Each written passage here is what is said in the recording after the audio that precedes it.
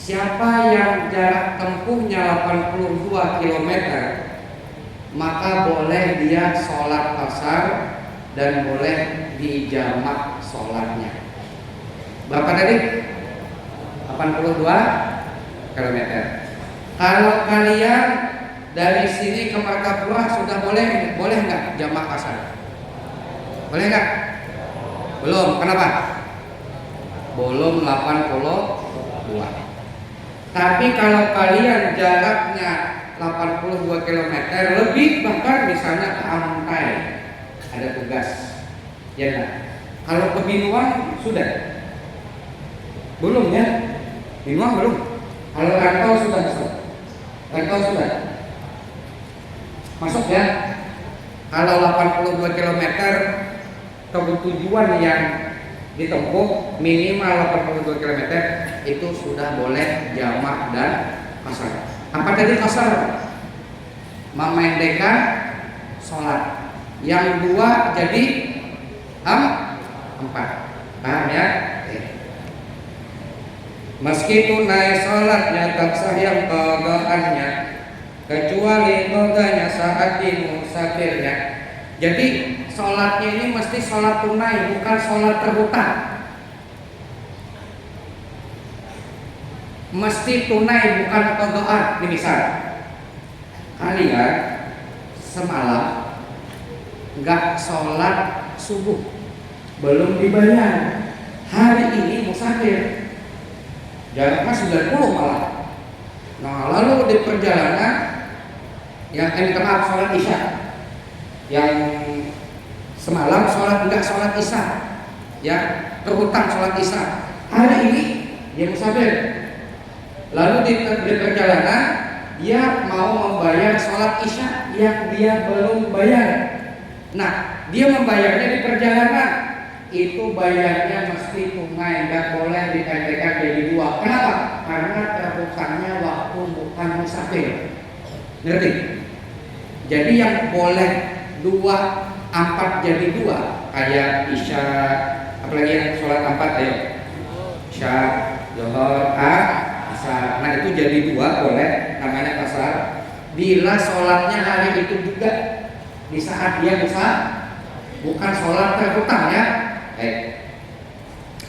Pada takbir ihramnya letak niat qasarnya, jangan ikut imamnya yang sempurna sholatnya. Nah jadi pada takbiratul ihram, kalau kalian pengen memendekkan sholat zuhur 4 jadi 2, itu masang niatnya ketika takbiratul ihram begini, Allah, sambil mulut Allahu Akbar, dalam hati sengaja aku sembahyang fardu asar 2 rakaat.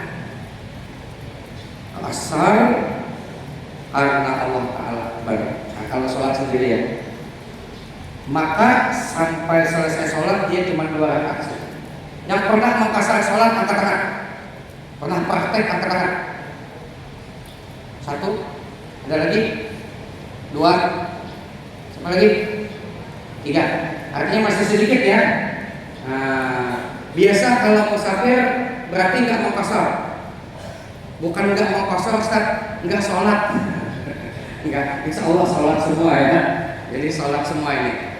Nah, jadi kalau kita melakukan musafir itu diberi keringanan. Baik, timbul pertanyaan. Udin dengan Antok musafir ke Tanjung, di Binuang Udin dan Antok sholat. Udin dia mengqasar sampai waktu zuhur, Udin sholatnya 2 rakaat saja, dia pendekkan ya. Udin, Antok 4 rakaat, tetap sholatnya 4 rakaat. Timbul pertanyaan, banyak mana pahalanya? Yuk, banyak mana? Mengqasar. Berarti banyak 2 ketimbang 4. Nah, artinya sudah diberi keringanan 2, pahalanya full, bahkan lebih banyak daripada 4. Tapi sholatnya Anto tadi yang 4 rakaat sebenarnya Anto. Sholatnya Anto yang 4 rakaat sah nggak? Sah. Tapi pahalanya banyak yang mana? Banyak sih udin. Nah, ngerti ya? Jamak menggabungkannya dalam satu waktunya. Arti jamak itu menggabung. Ini misal kalian sampai ada tugas di Adaro ya, Tanjung Adaro ya. Kalian ke Adaro. Nah, itu di tengah jalan masuk waktu zuhur. Ya udah bikin kalian sholat, boleh kalian berjamaah sesama kalian jamaah. Ya, imam satu kata imam, kita hari ini mengqasar dan menjamak supaya nanti sampai di tujuan kita nggak perlu sholat asar lagi. Jadi kita fokus bekerja. Nah, lalu bagaimana?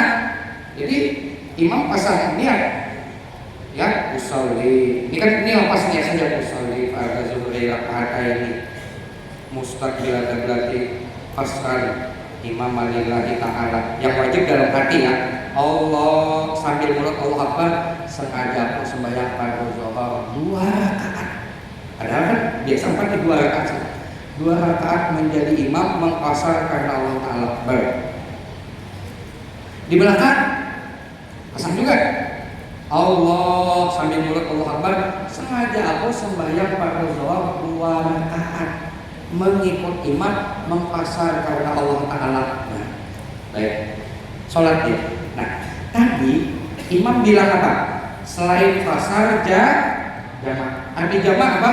Menggabung 2 sholat dalam satu waktu. Yang dijamak asar ke zuhur, berarti jamak takdim. Nah, jamak takdim niatnya di mana? Nah, di sini dijelaskan. Jamak dikerjakannya pada sholat pertama.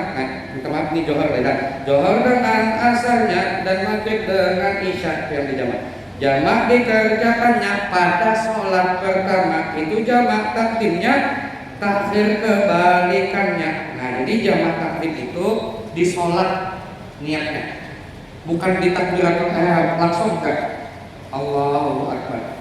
Nah, selama kita sholat 2 rakaat tadi, kalau sudah ada kesepakatan kata imam kita gabung, jelas nggak? Naik ini jelas? Jelas. Kalau dari heboh kan jelas. Tadi kesepakatan menggabung ya. Baik. Nah, baca Fatihah kayak biasa. Meletakkan niatnya apa? Sepanjang sholat itu terserah. Apakah habis Fatihah? Apakah ketika ruku? Apakah ketika i'tidal pasang niat? Yang penting sebelum salam, sebelum sholat selesai, jamak takdim dipasang. Misal fil alamina innaka hamidum majid, jangan salam dulu pasang niat. Sengaja aku menjamak sholat asar ke zuhur. Atau boleh bahasa kita, sengaja aku menggabung sholat asar ke zuhur karena Allah Ta'ala dalam hati ya. Nah, baru Assalamualaikum warahmatullah, Assalamualaikum warahmatullah, maka dia langsung berdiri lanjut sholat asar. Dia gantikan lagi jadi 2. Nah, siapa yang tidak berniat?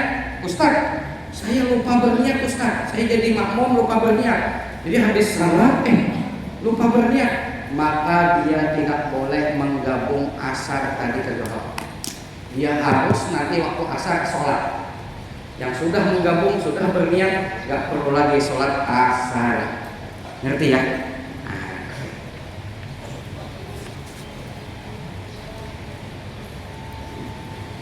Niat jamak takdimnya pada sholat pertama disyaratkan tertibnya mualat tanpa jeda. Jadi kalau jamak takdim itu mesti tertib, habis johor baru asar.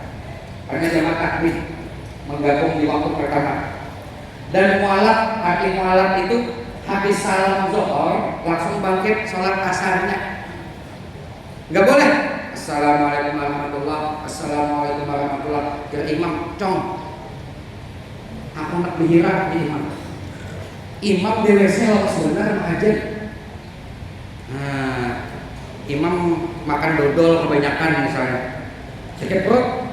lama nunggu imam, udah laksanakan langsung tanpa menunggu imam. Lalu imam yang berak tadi bagaimana? Dia datang nggak bisa lagi sholat asar digabung, maka imam tadi dia mesti melaksanakannya asar di waktu asar. Nah yang tadi yang sholat ganti imam yang baru itu tidak perlu lagi sholat asar, dia nggak boleh ada jeda ya, habis salam lah langsung. Niat jamaah takhirnya di sepanjang waktunya, waktu sholat pertama bukan dalam sholatnya. Nah kalau jamaah takhir misal kata ketua rombongan, kita nggak sempat sholat zuhur, kita dikejar waktu, ya ini perusahaan sudah nelpon, kita harus cepat. Nah nanti kita sholatnya di perusahaan, kita jamaah takhir supaya jangan kena dosa melambatkan sholat. Gimana jamaah takhir? Jadi nggak sholat zuhur nih, sholatnya nanti pas asar, ya enggak? Nah zuhur digabung ke asar. Nah gimana masang niatnya? Masang niatnya bukan waktu sholat jamaah takhir ini, tapi di sepanjang perjalanan. Ketua rombongan pimpin, ayo di bis nih, di bis. Ayo kita sama-sama dalam hati, sengaja aku menggabung sholat zuhur ini ke asar nanti karena Allah Ta'ala. Maka dia tidak berdosa, tidak sholat langsung zuhur waktu itu. Nah kalau sudah sampai, maka dia sholat asar dan zuhur 2 rakaat. Ustaz yang mana duluan? Zuhur atau asar? Bebas. Kalau jamaah takdim menggabung di waktu pertama itu mesti sholat yang pertama nomor 1. Tapi kalau menggabung di waktu kedua jamaah takhir itu bebas. Apakah asar dulu atau sesuai urutan zuhur dulu, bebas. Namanya jamaah takhir, gitu ya. Nah ini ada bagi sakit kerasnya yang bertambah sakitnya juga boleh jamaahnya takdim juga takhirnya. Ini ada tambahan. Yang tidak musafir tapi sakit keras. Nah, ujar dokter, kemungkinan Anda ini semakin maju waktu semakin bertambah sakitnya. Karena ini efek daripada obat yang kami masukkan. Jadi beberapa jam ke depan akan bertambah sakitnya. Nah dia waktu zuhur itu, ini sudah waktu zuhur. Kalau saya sholat asar nanti sakit saya bertambah-tambah nih, maka asar tadi boleh dia gabung. Dia sholat zuhur gabung dengan asar. Nah, termasuk dalam kitab Fathul Mu'in, orang bapak antingan. Ini guru-guru kita yang belum kawin, Mas Kiara ada. Nah, guru-gurunya yang belum kawin, seandainya kawinan, itu biasanya orang kawinan itu sibuk, enak waktu, jadi raja sehari, capek luar biasa. Nah, ini pengen sholat zuhur atau zuhur nggak bisa karena dia harus kawinan. Belum beginiannya make up. Kan pengantin itu make upnya berapa lapis? Make up berapa lapis make up? Kalau pengantin itu kan biasanya berlapis-lapis. Itu kalau berwudu lawas membasuhnya itu lawas. Ibarat membasuh di sumur itu iwak pakuyu kan kelihatan tadi. Saking taruhnya. Karena make upnya gede. Belum memacul bulu mata anti badai, menyapu lipstik anti tsunami, disapu blush on anti tanah longsor. Make up bencana alam, artinya make upnya itu tahan bencana alam apapun. Lipstiknya aja anti tsunami. Maksud anti tsunami, seandainya ada tsunami itu bisa dia tahan. Ditahan pakai bibir, cuman orangnya mati, lipstiknya nggak terhapus. Itu maksud lipstik anti tsunami, susah. Ditambah lagi ada make up waterproof, ya kan? Apa bebinian water prop prop pop prop nah kayak cat apa itu cat apa yang anti bocor no drop make up no drop itu jelas-jelas sudah nggak bisa wudhu kecuali dihapus pakai amplas ya? Nah ini kan susah, maka boleh dia menjamak zuhur ke asar, boleh, ngerti? Nah supaya pengantin tidak berdosa. Nah ini kalau pengantin ada ilmu gampang, ya nggak? Ini ada ilmunya nih, dek. Ada kan tuh apa make upnya itu tebal sekali sampai wajahnya nggak sama lagi dengan sebelumnya. Jadi perempuan itu kalau make upnya berlebihan, mukanya putih, bulunya hilang, ya kan? Itu ciri khas bebinian Kalimantan. Mukanya putih, ruang bule, cuman bulunya hilang, bebalang kayak zebra. Nah ini make upnya susah dihilangkan ya. Jadi cara menghilangkannya itu susah sekali, maka boleh karena dia walimah itu apa dijamak. Jamak apa? Jamak takhir misalnya. Baik. Udah selesai. Ya. Kalau pengen ini kan nanti musafir, bagus ini dah hafal ini untuk musafir. Soalnya kan dia pakai lagu. Jadi ingat waktu musafir, oh iya saya harus mengkasar. Oh saya menjamak begini karena dia apa? Ya. Siapa yang hafal? Minggu depan ya angkat tangan satu, saya kasih 50.000 ya minggu depan. Mau berapa? Mau ya seminggu waktunya, minggu akan datang saya kasih uang pribadi 50.000. Banyak sedikit? Banyak sedikit 100.000 minggu depan ya. Ini hafal ya, nanti kita videokan yang tampil ya. Nah, mudah-mudahan ada yang hafal. Amin. 100.000 setuju? Deal ya, supaya nanti karena kalian ini bakalan menemui jamak kasar ini musafir, karena kerja kalian kan di perusahaan, ini harus tahu ilmunya. Nah ini kalau kita belajar semata-mata belajar begini bisa lupa. Tapi kalau hafal karena disyairkan, ingat terus. Oke, minggu depan nanti saya lihat yang angkat tangan, saya tunjuk. Siap? Oke, ya. Lagunya bebas. Apa? Ini semua lagu banyak masuk, hampir banyak masuk lagu. Terserah. Mau lagu ampar-ampar pisang bisa. Mau cepat. Lagu Tim X bisa. Lagu apa? Lagu apa itu yang oh Ustadz saya hobinya dangdut, boleh lagu dangdut. Contoh lagu dangdut gimana? Sholat jamak kasarnya itu dibolehkannya bagi yang musafirnya, tak ada maksiatnya. 82 jaraknya, jarak kilometernya, jamak kasar bolehnya 4 menjadi 2, iwak peye. Jadi terserah mau lagu apa ya, bebas divariasi, tampil kasih 100. Oke? Nah, ini saja. Ada yang pertanyaan? Kita buka, masih ada sekitar 5 menitan. Ada yang bertanya? Silakan seperti biasa.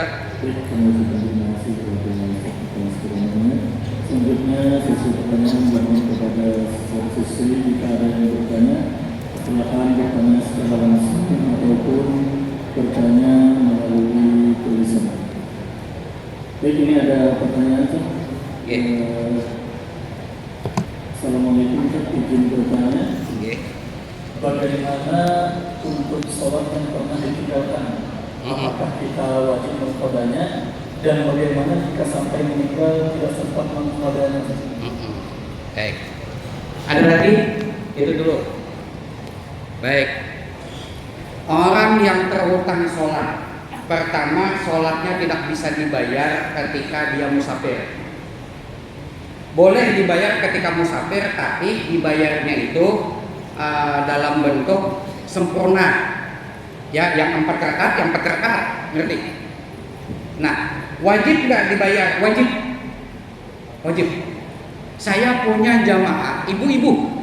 Ketika saya ceramah soal Isra Mi'raj, itu ada ancaman orang yang tidak sholat satu waktu, satu kali saja tidak sholat, itu 500 tahun di neraka. Ada yang sanggup? Itu baru satu kali. Kalau dia sehari 5 waktu nggak sholat, 500 kali 5 berapa? Berapa? Sama dengan banyak. Nah, itu ya. Nah, maka wajib dibayar. Wajib dibayar. Bagaimana membayarnya? Setiap hari yang sudah lama dia lupa hitungannya, maka selesai sholat zuhur yang tunai, salam, wirid dia kan, wirid, subhanallah, subhanallah. Nah, orang kan sholat ba'diyah zuhur, dia bukan sholat ba'diyah zuhur, dia bangkit sholat mengqadha zuhur. Apakah 2 kali? Artinya dia 4 rakaat salam, kemudian qadha lagi, atau dia sekali saja sanggupnya, silahkan. Itu bayari sepanjang umurnya. Seandainya dia meninggal, menurut kalkulator Allah masih terhutang, dimaafkan karena dia ada usaha. Paham ya? Oke. Ya, ada yang tanyakan lagi? Selanjutnya adalah bagaimana jika ketiduran, bolehkah sholatnya di jamak? Ketiduran. Oh, kalau ketiduran itu bukan jamak, itu keteledoran dia, maka hukumnya mengqadha saja. Jadi bukan jamak. Jadi jamak itu karena musafir, ya enggak. Kemudian karena sakit yang bila dia lambatkan sholatnya bakalan bertambah sakitnya, dan boleh juga acara walimah tadi. Itu di dalam kitab Fathul Mu'in. Silahkan. Baik, terima kasih atas jawabannya. Pertanyaan selanjutnya adalah, apakah sholat dapat dijamak atau dikasor dengan alasan pekerjaan yang tidak bisa ditunda? Apakah sholat bisa dijamak dan dikasar dengan alasan pekerjaan yang tidak bisa ditunda? Kalau sifatnya emergensi, ad-daruratu tubihul maqdurat. Asal jangan langganan. Sama halnya walimah. Walimah tadi kan hukumnya kalau mendatangi acara walimah saja, kan kalau mendatangi acara walimah kan wajib. Acara walimahnya sunnah. Nah, acara walimah saja dibolehkan karena dia tidak langganan. Masa ada orang kawin terus kan? Walimah terus nggak ada ya? Kalau orang Madura itu bisa seminggu kan? Minggu rasanya ya. Karena walimahnya sekali saja maka dibolehkan. Maka jawabannya sama kias dengan walimah, boleh. Gitu. Karena mencari nafkah itu hukumnya wajib. Ya, tapi jangan langganan. Kalau sampai langganan setiap hari, lebih baik pindah tempat kerja saja. Berarti sholat agak terganggu. Gitu. Baik, kemudian pertanyaan selanjutnya adalah, Assalamualaikum Ustaz, izin bertanya, bagaimana cara melunasi sholat yang sudah bertahun-tahun tertinggal? Lunasi. Oh ya, sudah seperti tadi.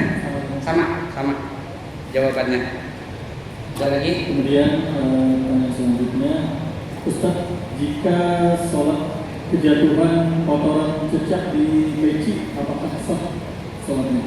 Kalau cecaknya ya, kalau cecak jatuh nggak apa-apa. Kalau bangkai cecak jatuh batal. Cecak hidup nggak apa-apa. Nah, jalan. Nah, dengan syarat cacaknya jangan beol. Kalau beol berarti dia meninggal kotor. Kalau cecaknya aja jatuh jalan dia, singkirkan saja. Itu nggak batal. Tapi kalau bangkai cecak itu kalau kita singkirkan seketika, gitu ya. Nah, itu selamat, masih dimaafkan. Tapi bila ada cecak jatuh, dibiarkan. Rokok masih ada cecaknya, karena kan cecak itu tangannya melekat ya. Nah, sampai salam, assalamualaikum warahmatullahi wabarakatuh, assalamualaikum warahmatullahi wabarakatuh. Ya kawan, cecak. Sudah sholat ya. Ini kapan nih? Dilihat kamera CCTV. mulai rakaat pertama, berarti dengan yakin dia membawa bangkai cecak, maka hukumnya batal. Ngerti ya? Oke. Baik, kemudian pertanyaan selanjutnya adalah jika kita sholat di musola atau di masjid, di dalamnya hanya ada satu orang yang sholat, sebaiknya kita sholat di sampingnya atau di belakangnya? Sampingnya, mundur sekedar tumit. Kalau dia berjamaah, mundur sekedar tumit. Nah begini, coba berdiri. Ustaz nggak dikit nggak? Nah ini kan sejajar nih, sejajar. Nah mundur sekedar tumit. Nah gini, nah ini. Jadi sholatnya begini kalau dua orang, ngerti ya? Baik, terima kasih Pak atas jawabannya. Kemudian pertanyaan selanjutnya adalah Assalamualaikum, Ustaz izin bertanya, bolehkah kita ke WC dengan membawa handphone yang di dalamnya terinstal aplikasi Al-Quran? Oh, ya. Bolehkah membawa Al-Quran yang ada terinstal di HP? Karena HP ini wajib ngikut kita terus. Betul ya? Orang kalau pergi ke pasar, pergi kemanapun tertinggal istri, pulang nggak? Pulang nggak? Enggak, biarin aja istri tertinggal gitu. Tapi kalau HP tertinggal, pulang nggak? Berarti HP ini melebihi istri. Sekarang begitu, ya HP. Masuk WC pun HP di bawah. Ya, takutnya ada yang nelpon kan? Penting. Assalamualaikum, waalaikumsalam. Halo Beb, ini lagi di mana? Nah, oh saya lagi meeting apa dalam WC? Kisah pengusaha. Nah, baik. HP di bawah, tapi ada instalan Al-Quran, boleh enggak? Boleh selama tidak terbuka instalannya. Kalau terbuka, ya si Al-Quran yang hakim, nah itu makruh. Ya, jadi kalau sudah tertutup, di dalam ada instalan itu aman. Meskipun ada instalan Quran, tapi dia akan bercampur dengan instalan-instalan yang lain. Sesuatu itu dihukumkan Quran bila lebih banyak Qurannya ketimbang sesuatu yang lain. Contoh Yasin ini, ambil sini. Nah, ini ada ayat Al-Quran, Yasin, Tabarak. Ini kan kalau Quran disentuh harus wudu. Nah, ini wajib wudu nggak kalau nyentuhnya? Ayo, tergantung. Lihat, kalau isinya lebih banyak ayat Al-Qurannya ketimbang tulisan yang lain, ini banyak yang Latin nih, banyak Latinnya kan. Nah ternyata presentasi Latin atau sesuatu selain Quran lebih banyak ketimbang Qurannya, maka itu dihukumkan bukan Quran sedemikian, bukan Quran. Jadi boleh disentuh, gak berwudu. Tapi kalau lebih banyak Qurannya, misalnya surah Yasin, Tabarak, Waqiah, itu doang, nggak ada terjemahnya. Meskipun 3 surah saja, tapi nggak ada saingannya yang melebihi dia, maka hukum Quran. Nggak boleh kita menyentuhnya kecuali berwudu. Ya, gini. Terima kasih Pak. Sama aplikasi ini ya. Terima kasih atas jawabannya. Kemudian pertanyaan selanjutnya adalah jika kita sedang sholat di kamar, kemudian ada orang tua yang memanggil, apakah kita melanjutkan sholatnya atau menghentikan sholat? Okay. Jadi ketika seseorang itu sholat lalu ada orang tua, kita lihat emergensinya. Lihat emergensinya. Kalau orang tua kita sakit, ya enggak. Lalu manggil kita, le, impus mama le, lepas le, batalkan. Tapi kalau ibu kita le, kita sholat, kasih isyarat, nyari ini sholat kita supaya mama kita tahu. Misalnya sholat nih, le, Bismillahirrahmanirrahim, Alhamdulillahirabbil alamin. Oh sembahyang soleh konek. Ya. Mbah mamanya keluar, lanjut aja main Fire apa? Apa tuh FF tuh? Free Fire. Iya iya. Sekalinya kada sembahyang main Free Fire. Cuman namanya mencari kuah-kuah sembahyang. Bismillahirrahmanirrahim. Nah ini bohong dua kali. Main FF Free Fire. Apa artinya Free Fire? Bebas masuk neraka. Jelas? Free bebas, fire neraka. Bebas masuk neraka. Pas itu namanya pas ya. Ya, begini. Baik, terima kasih atas jawabannya. Mungkin ini adalah pertanyaan terakhir. Oh ini ada. Apakah perbuatan zina maksiat membuat rezeki seret? Rezeki seret, seret itu mampet, rezeki susah. Ya, yang menghalangi dosa itu terkadang, bukan terkadang, memang mesti. Ya, di beberapa hadis itu adalah dosa kita. Makanya amalan paling hebat menarik rezeki istighfar. Astagfirullah.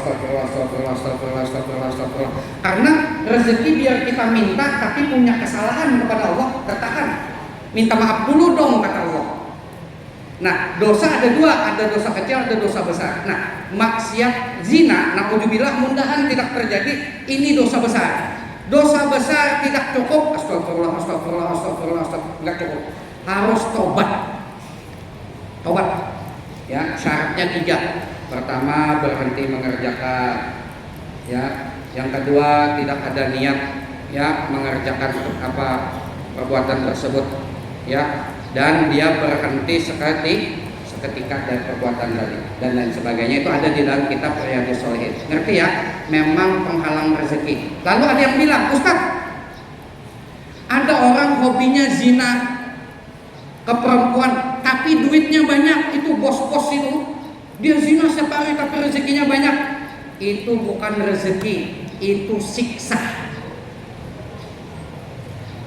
Rezekinya banyak tapi nggak bahagia, makanya dia cari perempuan, mabok-mabokan. Jadi uangnya untuk menambah dia maksiat supaya Allah Ta'ala lebih lama lagi memasukkan dia ke neraka.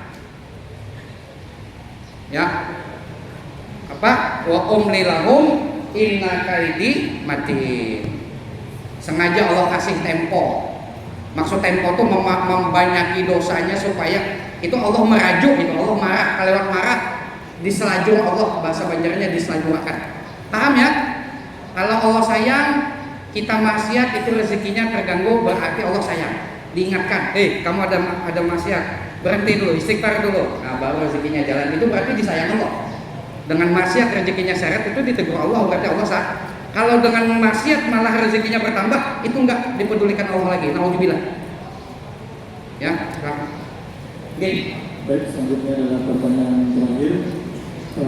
Bagaimana saat sholat ada sesuatu yang sedang mengancam di orang rumah atau ada hal yang terdesak? Itu namanya sholat khauf. Sholat khauf itu sholatnya bebas. Ini misalnya sholat. Nah, Allahu Akbar. Ada ular kobra. Bismillahirrahmanirrahim. Boleh gitu? Alhamdulillahirabbil alamin. Ar-Rahmanir-Rahim. Maliki yaumiddin. Iyyaka na'budu. Sholatnya bebas. Ngerti? Tapi tetap sholat. Jangan Bismillahirrahmanirrahim. Alhamdulillahirabbil alamin. Pakai pelak obat di muntong. Mati. Jadi sholatnya boleh. Nah, ini. Ngerti ya? Ya Kak. Kebakaran. Sholat khauf namanya. Sholat khauf. Sholat pada ketika kita terbuka. Ngerti? Oke. Baik, kami ucapkan terima kasih kepada siswa-siswi yang sudah bertanya.